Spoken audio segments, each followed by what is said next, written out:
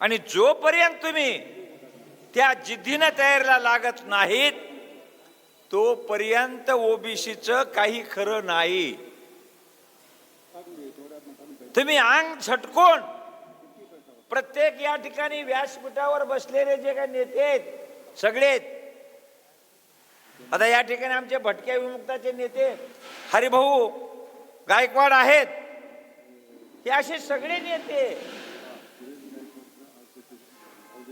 12 बलुतेदारामधले नेते, आपण सगळ्या ओबीसी बरोबर आणि मुस्लिम समाजचे नेते आपण ओबीसी बरोबर घेऊन पुढची दिशा आपण बांधली पाहिजे, त्याची पुढची व्यूहरचना केली पाहिजे, तरच आपण सक्सेस होऊ. आणि म्हणून मी आपल्याला सांगू इच्छितो बंधूंनो, 288 ला 288 जागा ओबीसी बहुजन पार्टी तर्फे आपल्याला लढायचे आहेत. आणि हे समोरचे जे आज जरांगे जरांगे जरांगे करीत आहेत, जे काय हे सरकार जरांगेच्या नावावर त्यांना भीती वाटू लागलेली आहे, ती भीती तुम्हाला ना आम्हाला काढावी लागणार आहे. म्हणून त्या ठिकाणी ओबीसीचे आमदार निवडून आले पाहिजेत. 288 त्याच्यामध्ये आपण मुस्लिम समाजाला बऱ्याचपैकी जागा देणार, 12 बलुतेदाराला देणार, भटक्या विमुक्ताला देणार आणि सर्वांची मिळून त्या पद्धतीनं आपण उमेदवार ठरवणार आहोत. मला आपल्याला विनंती करायची आहे, आता आपण आपापल्या गावामध्ये, आपापल्या तालुक्यामध्ये, आपापल्या जिल्ह्यामध्ये ओबीसी बहुजन पार्टीची बांधणी करावी लागेल. नुसता बोलाचाच भात आणि बोलाचीच कडी होणार नाहीये, त्यानं काय होणार नाही. मी बसतो माझ्या घरी, खाऊ आपण तूप पोळी, घरी बसून कशी मिळणार आहे, कसं हे होणार आहे. आणि म्हणून बाबांनो, माझी तुम्हाला कळकळीची विनंती आहे, आज ओबीसीवर या जरांगेनी घाला घातलेला आहे. या सरकारच्या माध्यमातून या ठिकाणी आपल्याला त्यांना बरोबर घेऊन आपल्याला घेरल्या जाऊ लागलेलं आहे. आपलं ओबीसीचं अस्तित्व संपुष्टात आणण्याचा प्रयत्न चाललेला आहे. अरे आपण 60% ओबीसी आणि हे मराठा समाज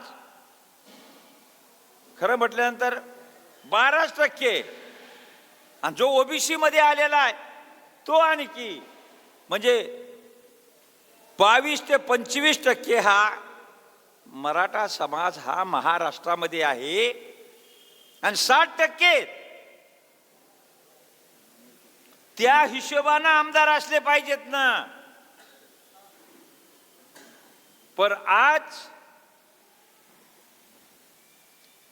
200 पर्यंत 180 200 पर्यंत मराठा समाजाचे आमदार आहेत. मग ते कसे आले, त्यांनी कुणा दिलं, त्यांना निवडून देण्याचं काम तुम्ही आम्ही हे पाप केलेलं आहे. आणि हे पाप आता भविष्य काळामध्ये करू नका. राजकारणामध्ये तुम्हाला माहित आहे तुकडा टाकला जातो,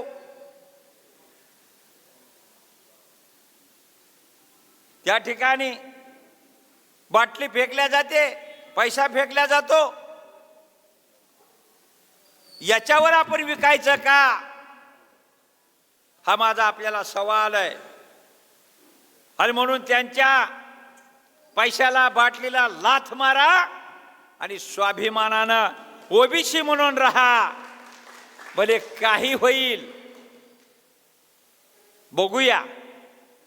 अरे 60% मुस्लिम समाज, दलित समाज आपल्याकडे आला तर आपण 75-80% जातो.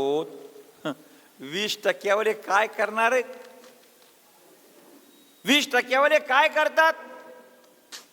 आणि म्हणून संघटित व्हा. कुणाला विधानसभा मिळेल, कुणाला जिल्हा परिषद मिळेल, पंचायत समिती मिळेल, शहर आणि नगरपालिका आहे तिथं मिळेल. एकाच ठिकाणी मला पाहिजे मला पाहिजे म्हणण्यापेक्षा एक खंबीरपणानं आपली भूमिका तयार करा आणि ओबीसी बहुजन पार्टीनं दिलेला उमेदवार हा निवडून आला पाहिजे. ओबीसीचा हा उमेदवार आपला आहे, ओबीसी बहुजन पार्टीचा. आता ओबीसी बहुजन पार्टी हे ओबीसीचं रात्रंदिवस काम करते, ओबीसीच्या प्रश्नावर लढते. आज या जरांगेने ओबीसी मध्ये आरक्षण घेण्याचं चाललेलं आहे, त्याला विरोध करण्याचा जर महाराष्ट्रामध्ये पहिल्यांदा जर काम कोण केलं असेल तर आदरणीय भुजबळ साहेब, प्रकाशांना शेंडगे आणि प्राध्यापक टी.पी. मुंडे एवढ्यानेच आम्ही केलं. आणि जे मराठा समाज मध्ये घुसत होता ते थोपवण्याचं काम केलेलं आहे, आणखी मध्ये येऊ दिलेला नाहीये. आता काही ठिकाणी सरकारच्या माध्यमातून आला तर त्यांना सुद्धा आपल्या वकील साहेबांनी त्या ठिकाणी आव्हान आपण केलेलं आहे. आपली तिथली बी टीम तयार आहे, कायद्यानं लढायला बी तयार आहे. आणि आता रणांगणामध्ये लढणारी सुद्धा टीम आपल्याला तयार करावी लागेल. अशा प्रकारची मी आपल्याला विनंती करतो. नसता काय तुम्ही बघा माझ्याकडे, मी बघतो तुमच्याकडं, चलू द्या जे चाललंय ते. असं होता कामा नये. आता लातूर जिल्हा आहे, आमचे संभाजीराव आहे तिथं.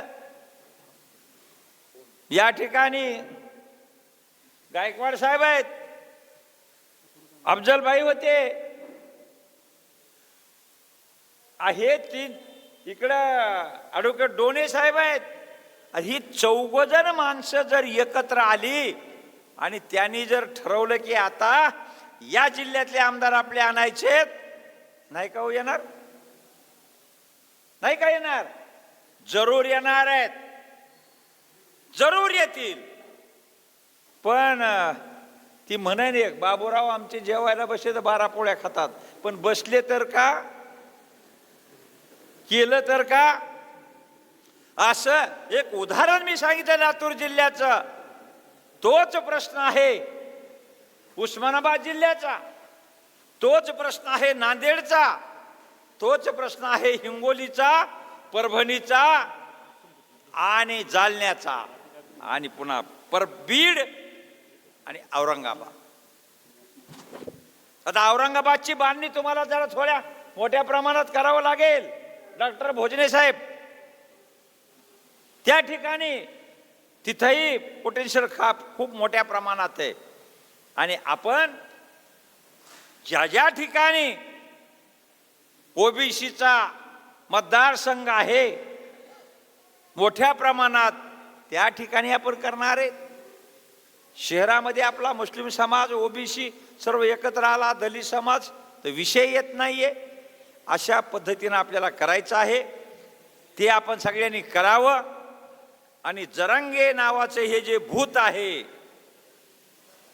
हे जे भूत आज ओबीसीच्या मनगुटीवर बसायला लागलेलं आहे, हे थांबवायचा मार्ग एकच आहे. येणारी विधानसभा, अरे लकडीशिवाय मकडी वटणी येत नसते. तुमची जर सत्तेमध्ये आलात, अगर मी म्हणेन सत्तेमध्ये नाही आलात, तुमचे 5-50 बी जाऊ द्या, हो 25-50 बी जाऊ द्या, त्यांना कर कर कर वाकावं लागेल. जे काय सत्तेमध्ये येतील त्यांना वाकावं लागेल. नसता आपण ती विधानसभा चालू देणार नाहीत आपले लोक, हेही आपल्याला माहित आहे. म्हणून बांधवांनो, या जोरावर उड्या मारते. मराठ्यांना, मराठ्याच्या लेकरांना, मराठ्याच्या मुलांना